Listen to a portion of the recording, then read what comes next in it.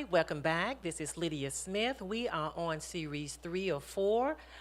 Tonight we have a guest here, Mr. Reginald Clark from P3, but we're going to do a basic recap for those of you all who came in a little late. We want to make sure that everybody is inclusive, and those of you all who was here from the beginning, just bear with me for a moment. So the first thing we talked about in series 1 was our heritage. It was very important for us to know our heritage because with the Emancipation Proclamation, we have only had 2 generations of freedom. So when you talk about generational wealth, you got to realize we only been free for let me get the years right, 157 years. And based on God's principle of 10 years, 70 years that was promised to us from our Father, that's just a little bit over 2 generations. So I don't want you all to be too hard on yourselves when talking about generational wealth. But starting from tonight, generational wealth starts with you. So let's talk about a few things. The Department of Commerce did a video back in 1954, and they studied the African American culture. And when they studied that culture, they found out a couple of things that really vexed my spirit because they was right on point. Number one, African Americans or Black Americans purchased by brand name only. Brand. That's number one. The Department of Commerce, which is a government entity that tracks the cost, they track so many indexes as what's coming to as far as capital goods in the United States of America, that this film was very important. So to those of you all who have Netflix or YouTube, just go to the Department of Commerce and Google the film. It's a 1954 film. But this is what they find out. Black Americans, we purchase by brand. Number 2, we purchase high quality products. And number 3, once a Black American come into your store and they want a product, you cannot cross sell or switch the product because we have specificity. The Department of Commerce, which is a government entity, we were important enough, our dollars were that important for them to identify how to sell to Black Americans. And the problem with that, you all, is they realize how to sell with us, and we have not stopped since then on choosing how to spend our monies. I know I was overwhelmed too. So, starting today, you all, please make a decision. Go back to the Facebook page and review last week's session on this video. Go to Netflix or YouTube and view the video yourself. And I'm going to come up with the name of that video, but right now, it just slipped my mind. So let's start. Another fact that was brought out is that the Black American culture, we only hold on to the dollars, $1 for 6 hours. That's it. Other cultures will hold on to $1 up to 30 days, but not the Black American culture. You all, that is a problem. That means we're spending money as fast as we get it. We are continually working for our money versus allowing the money to work for us. The next thing that was brought out in last week's section was that out of every dollar we spend, only 2 cents goes back into the Black American community. We do not support our own Black businesses. We went on to talk about how we can do investments. We talked about stocks, bonds, and mutual funds, something that we have to get more involved in. More specifically, we talked about the Nike stock. We talk about the Nike stock, how back in the 80s, if you spent $130 for a Nike pair of shoes, you could have taken that same $130, purchased some Nike stock. That same stock right now would be worth but $3.9 million. You all, that's a lot of money just for a $130 investment. We talked about that, and I have to reiterate, go back to the video, New Life of Memphis, Facebook, and review that and see how stock splits $130 a few years ago, 38 years ago, you would have had over $3.9 million a day today just by investing $130. We also talked about bund funds. We talked about mutual funds.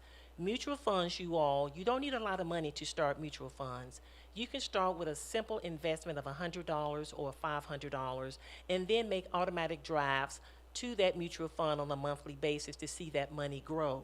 There are different types of mutual funds. We would not go into that now, but we was letting you know that you have an option to put your money to work for you so you do not have to work for your money every day. Now, today's segment is very important because today you are going to hear from Mr. Reginald Clark. He is an expert in additional resources on how to make your money grow for you. So at this point, I have finished the recap. If there's any questions, call me at 901-691-2409. And we are going to now turn it over to our guest speaker, Mr. Reginald Clark of P3 Financial. Thank you so much, Lydia, for allowing me to be here to share with you all today. The recap sounds awesome. Sounds like some really, really great information. As Lydia mentioned, my name is Reginald Clark, CEO with P3 Financial Group. This is my 21st year in this profession. I've seen a lot of good times, a lot of bad times, and I tell you, these are some different times that we're living in right now as it relates to the most recent events in our financial markets, COVID-19, the bear market we're experiencing, and a lot of other different things. But what I've been asked to share with you all today is a different way of looking at building wealth. And I'll give you just some really brief background.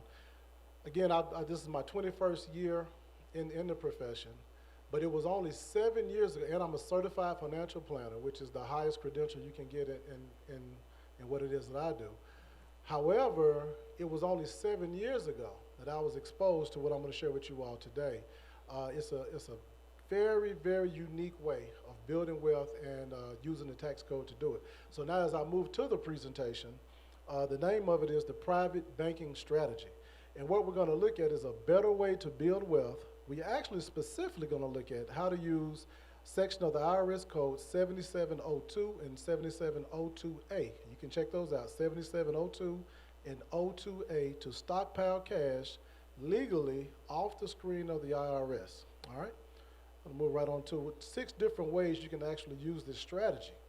And that is, one, we can show you how to use it to reduce the volume of interest you're paying to your lenders. There's ways you can use it to accelerate getting out of debt. You can use it to improve your cash flow, to reduce the taxes that you're paying. An excellent alternative to saving for college, as well as a way to retire with tax-favored income. And I want to put some emphasis right there real quick on tax-favored. Tax-favored is different from tax-deferred, and I'm going to share that with you as we move along, but most of the way we've been taught to save for retirement is tax-deferred, not tax-favored. There's a huge difference, huge difference. All right, so there's something, Lydia, that's holding a lot of people back as they try to build their wealth, and that is the amount of taxes that we pay and the interest that we're paying to lenders. And when we think about taxes, we think about, our mind immediately jumps to income tax, of course, that's the biggest one out there. But think about all the other taxes: property tax, sales tax, if you're a business owner, franchise and excise tax. I mean, just taxes after taxes. These taxes are literally fighting against everything that you're trying to do. The second thing is the interest. Now, if, again, as we do this right now, interest rates have been lowered, and that's a good thing, not the reason why they've been lowered is not so great. But even still, interest is simply paying someone to use their money.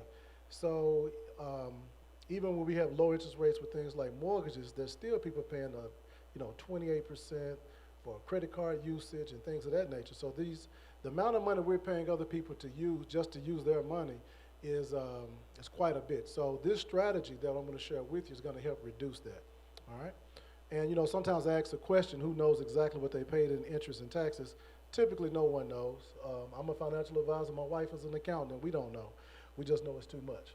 All right? Well, Reginald, let me ask you this question. I know when they lowered the interest rate, thank you. Sorry, you all. When they lowered the interest rate, I received a lot of phone calls, and someone put on Facebook that mortgages were 0%. Now, you just made a statement that interest is the way that people make money. So if you borrow money from somebody at a low interest rate, the lender is going to lend that money out at a higher interest rate. So how do you think rumors of that nature, that mortgages you can now get at a 0% interest rate, can even get started? Why would someone even say something like that? If the financial literacy across America needs to be improved to the point of basic economics so you can understand how the economic system works, that there's just nothing free out there? Absolutely. And people hear a segment or a portion of something and they run with it. as best they know how. But just if I can help clear that what actually happened, a week ago from today, back, the Fed lowered the federal funds rate to 0.25. And the federal funds rate, guys, that's not the rate you and I pay when we borrow money. That's the rate that banks lend to each other overnight. So now, Absolutely. eventually, some of that will trickle down to the mortgage industry, to auto loans, consumer loans. Eventually, it usually takes 3 to 4 weeks for that to trickle down. But that does not mean you can go out and get a 0% mortgage. Thank you. So again, so getting back to the presentation, if you were to poll the average American and ask them what two vehicles or assets do they typically have most of their wealth concentrated in, what you will find is most people have their largest assets would be the home that they live in or their government controlled retirement plan. And I want to put emphasis on government controlled retirement plan. We want to hear more about that. Yeah. So the question we're going to ask is, there another way or is there a better vehicle to do that with? Before I get there, though, I want to talk real quickly about what we call wealth transfers. Now, wealth transfer is simply transferring wealth away either two ways, either unknowingly or unnecessarily. Some of these transfers you can minimize, and others, some of these you can minimize, and some you can avoid altogether. Because here's the concept. When I was first introduced to this strategy, it took me a while to grab a hold to it. You actually finance everything you buy, even if you pay cash. I'm going to say it again. You finance everything you buy, even if you pay cash. And here's the reason why. You either earn interest or you give up the ability. You either pay interest or you give up the ability to earn interest. Okay. All right? And also, one other point because I want to give you all some information before I dive right into the weeds of what we're talking about. Another point I want you to get is that every dollar not saved is consumed by transfers or lifestyle. Always remember this. You can once you spend a dollar, that particular dollar is gone forever. You can go in there, you can earn another dollar, but that dollar right there is gone. You can't get that dollar back. We've identified actually 5 major areas of wealth transfer, and I won't spend time to go into each one, but I'm just going to run them off to you. There are 5 major areas where people are transferring their wealth away, again, either unknowingly or unnecessarily. Mortgages, the way that they're doing their mortgages, taxes, qualified retirement plans, college funding, as well as their major purchases. And the one that we're going to go into, we're going to hit actually 2 of these. Let's hit major purchases. So when we talk about major purchase, what are we talking about? We're typically talking about things that we normally have to borrow money for, things that we normally can't pay for out of our monthly cash flow, such as financing a home, purchasing a car, paying for education, furniture and appliances, sometimes the investments, starting a business, or maybe even paying for a wedding. When we do these things, when we do borrow money from a lender to do these things, what it creates is something that's called opportunity costs. Now, I want to talk to you real quick about what opportunity cost actually is, and then I'm going to show you an example of how it actually works. So opportunity cost, Lydia, is simply what your money could have grown to had you been able to let it grow and invest as opposed to spending it on something else. So for instance, Oh, wait a minute. We can use that same example that we use with the Nike stock versus There you go. purchasing a $130 Absolutely. pair of Nike tennis shoes back in the 80s. I could have taken that $130, purchased Nike stock, which would have been worth at today's value over $3.9 million. So the opportunity cost of purchasing those Nike shoes to wear on my feet was really cost me a little bit over $3.9 million. That's it. I think I get it. That's exactly what opportunity cost is. That's exactly right. What the money could have grown to had you been able to keep it growing instead of doing something else. So let's look at that same example. I love that. That's right on time. Let's look at that same example for purchasing a car. You know, we've been taught, you go to buy a car, we automatically think about, what's the principal based on what the car is going to cost. We think about the interest, but we rarely count the opportunity cost. So I want to show you an example of that. So let's look at this. If we're financing a car, and let's say we're going to finance this car for $30,000, and we're going to get an interest rate of 6%. And let's say we're going to do it over 5 years, that's 60 months. And the payment would be $579.94 a month. So once you pay it all back, you'll pay back $34,799. So if I were to ask anybody that's watching this a question, and I say, okay, how much did it cost you in interest to purchase that car? You'd say $4,799, right? Right. But if I were to ask you, The next question, if I ask you, how much wealth did you transfer away? Then to see that, you're going to have to ask, you got to put your thinking cap on. Because now, because here's the thing. Banks, they're really concerned about their principal, but they're more concerned about the interest that they're going to receive. All right? So looking at that very first bullet point on this slide that says how much wealth was transferred away, you see that the $4,799, I want you to imagine, if you will, you had a vehicle that allowed you to keep that, let's just call it $4,800, and you could make 5% on it yourself. Well, in 5 years, if you look right over there to the right, in 5 years, that $4,800 would have been worth to you and your family $6,125. Let's say in 15 years, it would have been worth to you $99.77. Just go out to 30 years, $20,000. Wow. So if there was a way you could have kept that interest in your family, in your own bank, if you will, in 20 years or 30 years, that would have been worth $20,000 more dollars. So just think about if we're financing cars every 5 years the traditional way. Oh my goodness. So Yeah. that little $4,800 could have really increased income as far as generational wealth down the line. Money I Absolutely. could have had if I had known what to do.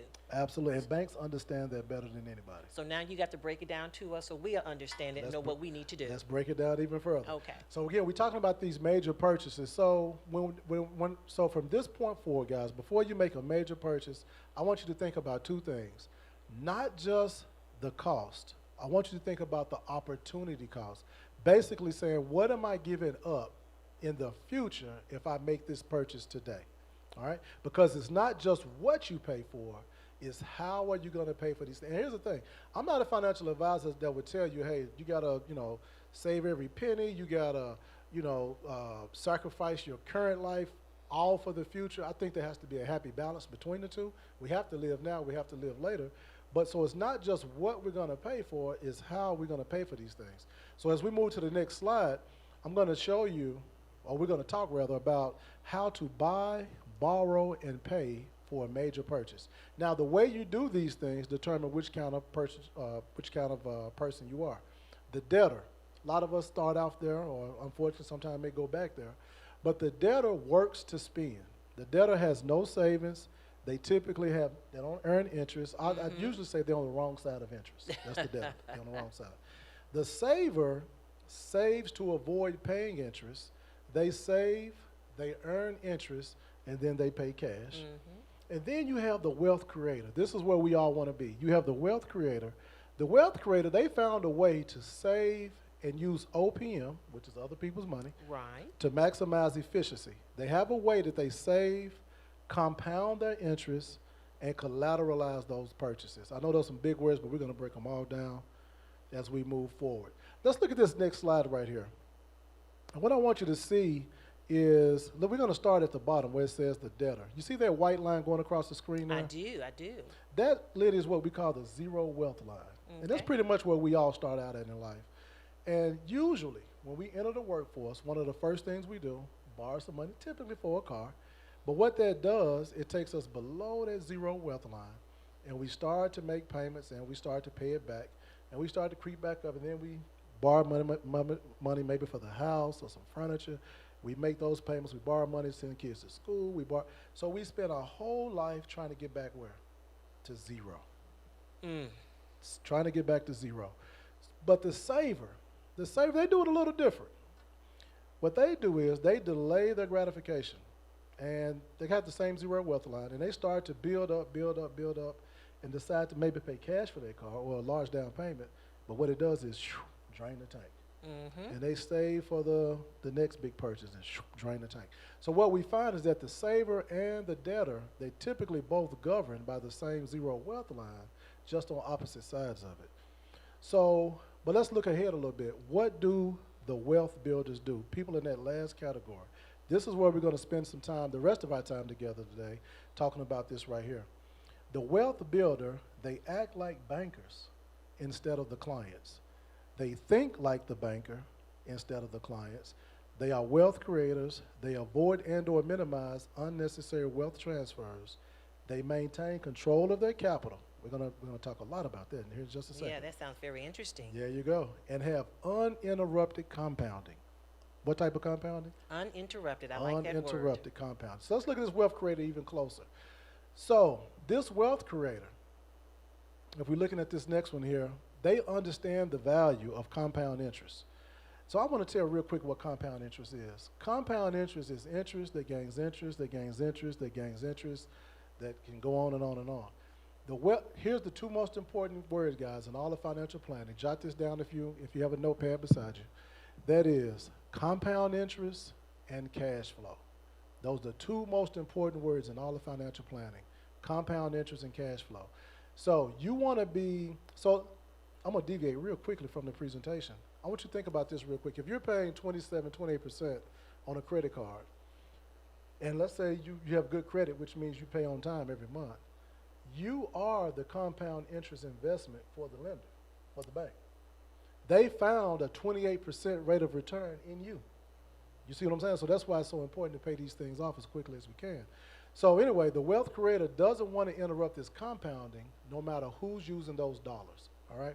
So they figured out a way to collateralize their purchase. All collateralize means is to be able to borrow against. That's all it means. They figured out a way to borrow against their own money using someone else's money to make their purchases. That way their resources are never depleted and their compounding is never interrupted. Smart thinking. Smart thinking. So how do we get there? So look at here real quick. So look at this zero wealth line. Imagine, guys, that green line, what that green line is the interest that this vehicle that they use is compounding.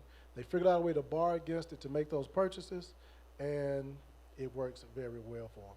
So real quick as I move on, I want to show you this, because when I, dealing with my own finances, I honestly thought the way to go was to save up and pay cash for everything. Yes. I really did.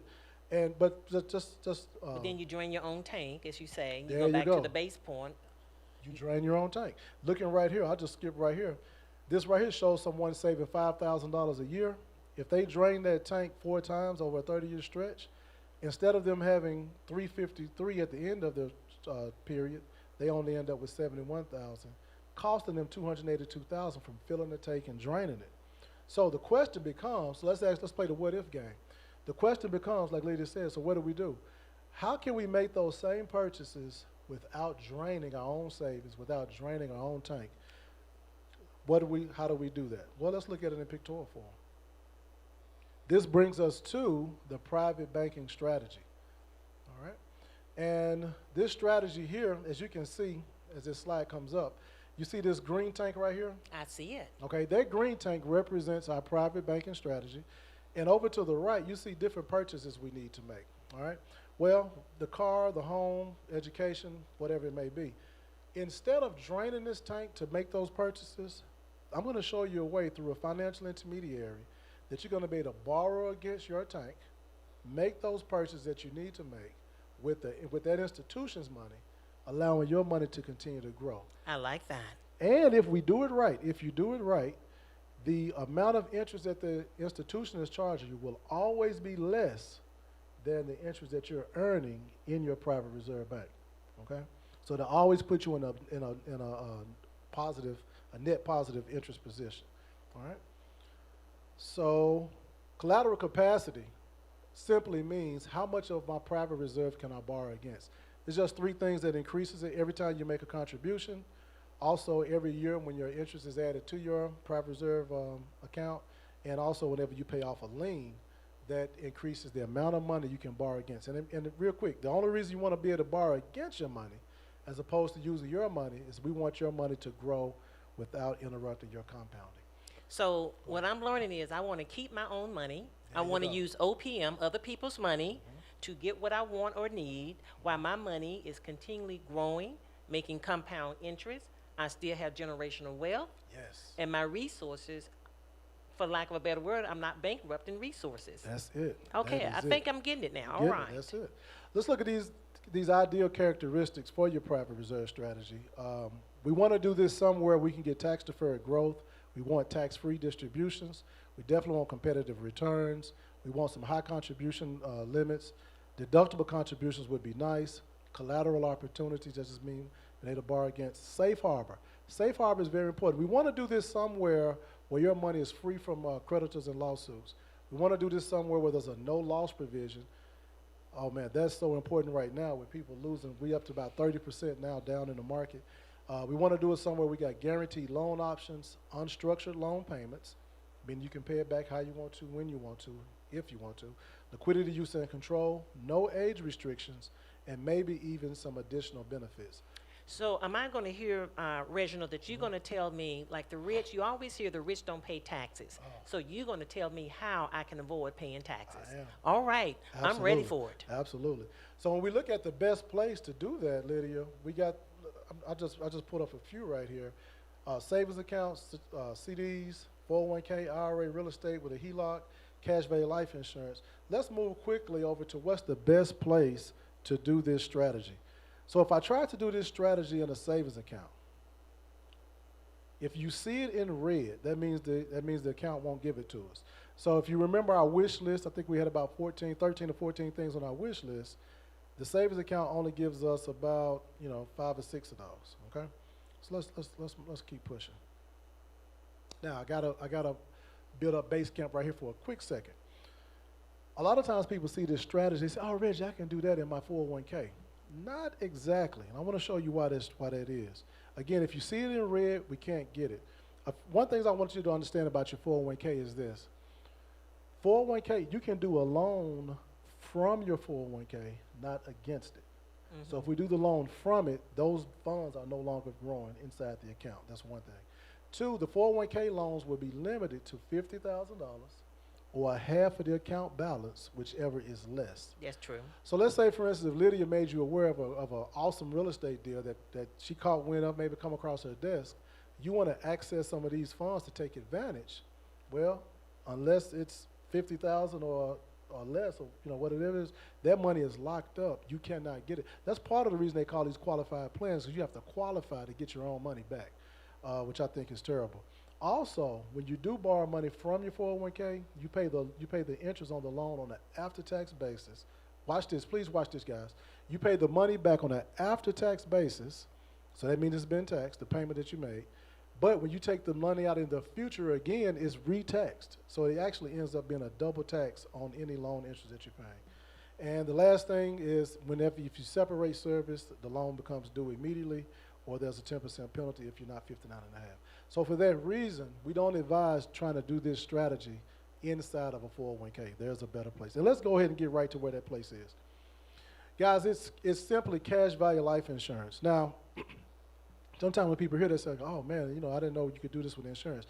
I'm going to spend the next probably 15 minutes, and we'll be done, educating you on a different usage of something that's been sitting right on your shelf the whole time. It's kind of like when people discovered using baking soda to get rid of odors. For years, baking soda was just used for baking, and they used a spoonful at a time. But now there's 1,000 uses for it. Same way with this.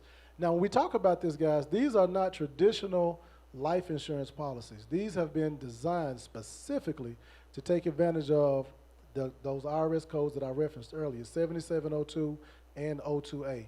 They're going to give you all of the benefits you see on the right-hand side, less the deductible contributions, and we're going to be able to do some very, very unique things. You got a question for me? I have a question, Mr. Reginald. Sure. On my life insurance policy, I remember I took out the cash to pay for a car. Oh. I did not have a lien against that car. When I took out that cash to pay for the car, my policy provider said, "Ms. Smith, you can pay it back whenever you want to." I said, "Huh?" He said, "Yeah, you can get the money out for the car. It's no rush to pay it back." He said I had enough equity in my policy, and I didn't really exactly pay it back. I just went and purchased some stock instead. Mm-hmm. But the fact that I was able to use that policy to pay cash for my car, I thought that was unique. Absolutely. And one day I got stressed out. I need to take a vacation. I called him back. "Look, do I have any money? I need to go on vacation. I'm stressed out." "Yes, ma'am." So I used the funds from that to go take a vacation. It wasn't a smart thing to do, but I did it. And that's when I realized there's something with these policies here that I don't know anything about. So break it down to us to let us know how this can be used. Absolutely. You're 100% right. So you think about what you did. You essentially could have set your own car note. Mm-hmm. If you wanted to pay it back, you said, "My car note going to be $100 a month," and you can pay that back. So everything she said is 100%, exactly what we're teaching here today is a different way of using something that's been right up under your nose. And the reason why, if you look at those sections of the IRS code, the reason why it's so unique is because it allows us to access not just the money that you put in.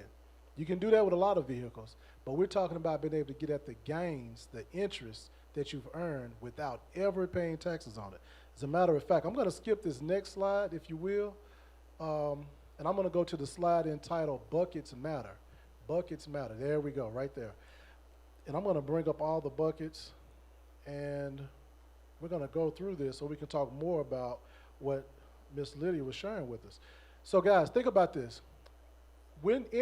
As you're saving money, if you reduce the tax code down, all the way down, it really boils down to just 3 places you put money. That's pre-tax, after-tax, or tax favored. And the pre-tax is simply what you're most familiar with, 401k, 403b, IRA, things like that. If we were to save $1 million in that first bucket, and you decide, using today's tax rates, we took out $80,000 a year to retire on, you're going to pay $35,000 in taxes, leaving you to bring home only $45,000. And a lot of people are surprised to know that's going to make 85% of your Social Security taxable. 85%. I don't like that. Hate it. I despise it because they didn't ask me to take it out the first. I didn't get my permission the first time. Now you penalize me for doing a good job. If we save that money after tax, so look at that second bucket. After tax, this is savings accounts, CDs, some brokerage accounts, stocks, bonds, and things of that nature. In this situation, make a long story short, we'll pay about $8,000 in long-term capital gains, which we will bring home $72,000, and we're still going to make 50% of our Social Security taxable. I want to draw your attention to this third bucket down here. Down here is not a lot in that bucket per the tax code. We don't talk a lot about it. People don't talk a lot about it, but it's some very unique things. In that last spot, you have the private reserve strategy, which is also the same as the life insurance retirement plan. You have the Roth IRA, you have the Roth 401k. If we save, and you talk about building generational wealth, if we save $1 million down here, we take out $80,000, we will legally pay 0 taxes on this money. We get to keep the entire $80,000, and none of our Social Security is taxable. Now, why is that? Why is that? I tell you what, I can explain it best with what I'm going to do, Lydia, in the interest of time, I'm going to jump 2 slides ahead. I'm going to explain it using this next slide. So I want to bring up the slide that says the U.S. General Accounting Officer, January 1990, because Lydia asked a great question. How is that? Why is that? And it's simply this. Remember this, guys. Uncle Sam taxes income. If you can access money that's not coded as income, they can't tax it, or they don't tax it, because it's called income tax. All right. So let me show you how to put money in a place where when you get it back, it does not generate a 1099-R, a 1099-INT, DIV, because it's not considered income. Go ahead. That's it. Just show me how to keep my money. Here we go. This is straight from the IRS. This is from the GAO, 1990. I want to draw your attention. This is a report to the Chairman, Committee on Finance, and the U.S. Senate. It says, if a policyholder borrows the inside buildup from his or her life insurance policy, the amount borrowed is considered a transfer of capital, not a realization of income, and therefore is not subject to what's that? Taxation. This reasoning is in accord with tax policies on other types of loans, such as consumer loans and home mortgages, just like they don't taxes on mortgages. These loans are merely transfers of capital or savings from one person to another through a financial intermediary. The ability to borrow against a life insurance policy means that benefits can instead be a source of what type of income? Untaxed. Current income. If the loans are not repaid, the inside buildup will what? Never be taxed. Death benefits will simply be reduced by the amount of the loan. Thus, policyholders have the use of what kind of income? Tax-free income. For purposes other than insurance, like you used it for, at the expense of reduced death benefits for their beneficiaries. See, guys, people have been using these policies like this for years, literally years, 150 years to be exact. And I'm going to break it. I'm going to break it all the way down and just peel the layers all the way back. These are vehicles that allow you to save money after tax, grow your money tax-free, be able to access that money and the gains without ever paying taxes on it. And then there are other benefits where For instance, let me say it like this: if I'm saving money, which I do have investment accounts, if I pass, my wife, my family, they get the balance of those accounts, right? Mm-hmm. But and I have those. But in addition to that, I have policies like this where I can save cash that I can access. And if I pass, not only do they get that cash, they get a lump sum of an explosion of tax-free dollars. So you're talking about moving a family ahead with generational wealth. It becomes just almost an unimaginable scenario or situation when families use these the right way. Something just came to me, Reginald, Go ahead. and you tell me if I'm right or wrong. You know, in our culture, a lot of people get back huge chunks of tax returns. They get Oh, back wow. $4, $5, $6, $7, $8,000 a year.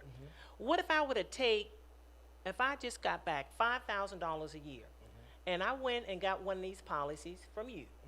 So for the next 5 years, I have dumped $25,000 into this life insurance policy. Now, this life insurance policy is gaining equity because I'm earning interest. Yes. So there's $25,000 I pretty much have in a bank, Right. in a different type of bank. That's right.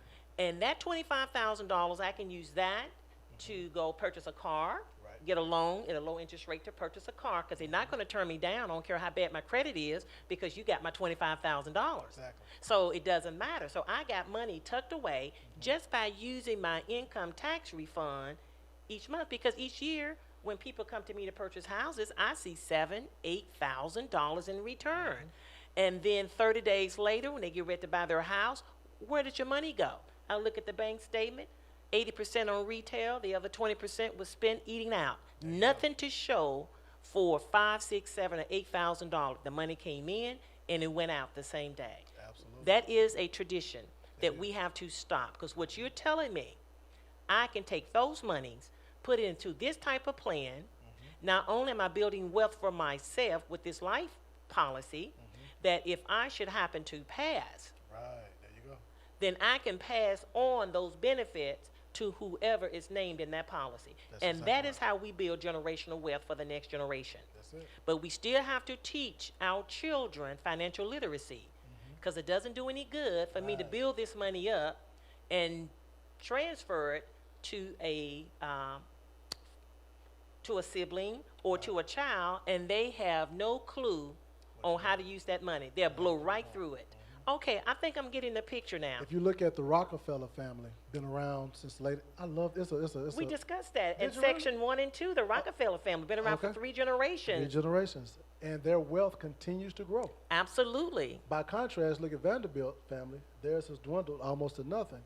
They use exactly what we're talking about here. Each generation gets wealthier. They're giving more money away, gets more wealthy, because they use these type of vehicles like this. I want to share one more story with your congregation, with your audience, and that is, this is about a year and a half ago. I was in D.C. and I was talking with an advisor. He's out of the New York area. Mm-hmm. And he talked about, he works in a different market in that area, a different culture even. And what he said they do in this culture, he said if mom and dad, that they do a couple of things different from us. He said if mom and dad have not amassed the wealth they want to pass on, what they do is they have a family meeting of all the siblings, of all their children, and they will say, hey, this is what your inheritance is. Look, this is how serious they take inheritance. They say, this is what it looks like. This is insufficient. Here's what we want you guys to do. We've already talked to the insurance person over here. Each one of you are going to pay X amount of dollars per month on me. So when I pass, there's going to be this and we're talking millions of dollars. I mean, we're talking, $10 million policies, $20 million policies. So when I pass, they basically finance their own inheritance. Is what they're doing. Because here's the thing, with the way this stuff is set up today, you would never give a life insurance company more than what they're going to give you back. And when he told me that, I was just blown away.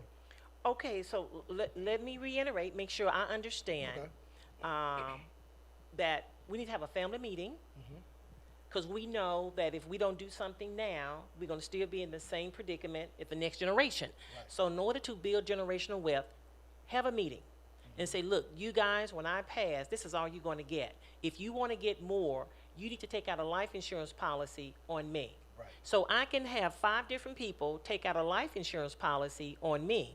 So when I pass, they'll get the benefits of that life insurance policy. Absolutely. When he, as he shared that story with me, I thought about working with the markets that I work with. We have so many taboos that we have to get rid of. I remember my own grandmother loved her to loved her to life, but my grandmother, she would say, "I don't want to talk about that. Something might happen." But I hear this all the time, and I was like, "Mama, something gonna happen regardless." That's right. There's a 100% chance I'm gonna pass. The thing is, I just don't know when. And another thing I hear a lot, people, I don't want nobody getting rich off me. That we have to, as a people, guys, if we really want to get serious about leaving an inheritance to our children's children, if we want to get serious about closing this wealth gap, which is not income related. A lot of times we talk about the wealth gap, people think about income. If we want to get serious about closing this up, we have to start thinking about these vehicles differently than what we've done so traditionally. Absolutely. You all, this was such a phenomenal session. We just got to cut this short right here, but we're going to have to bring Mr. Reginald Clark in again. Mr. Reginald, are you available to come back for a part 2? Because these people are Absolutely. crazy about what you're saying. Always, absolutely. This information is just so invaluable to us in order for us to have generational wealth. And we are just glad to be able to present that. So New Life of Memphis, please come back to us next week. We are going to present Reginald Clark. We're going to finish up this session. So you all have a good night. We look back to seeing you back soon. And thank you for joining this ministry, New Life of Christ Memphis.